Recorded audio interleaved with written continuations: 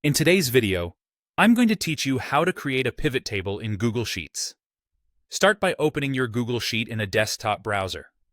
Pivot tables work best on desktop because you can see the pivot table editor and your data side by side.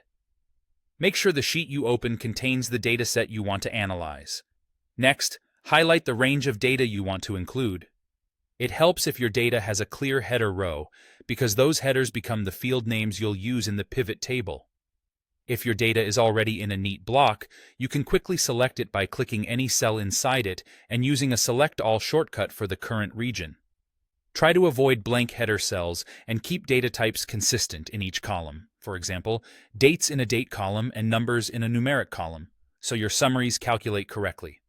With your range selected, go to the top menu, click Data, and choose Pivot Table. This tells Google Sheets you want to summarize that selection. If the option is hard to find, remember it's in the Data menu, not Insert. You'll be prompted to choose where to place the pivot table.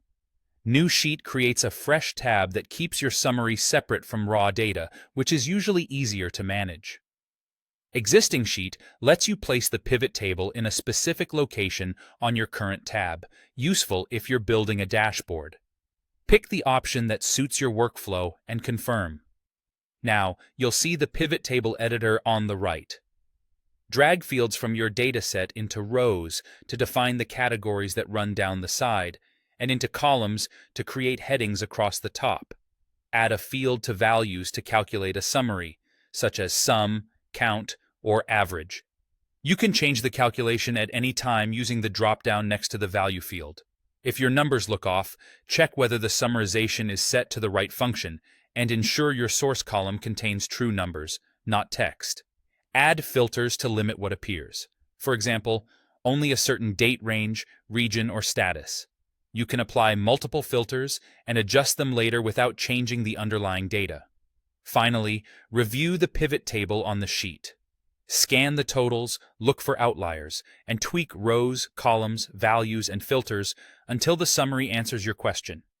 You can sort within the pivot settings to bring the largest or smallest results to the top. Rename the Sheet tab if you want to save this view, and remember that as your source data updates, your pivot will reflect those changes. That's it, your data, summarized clearly and ready to share.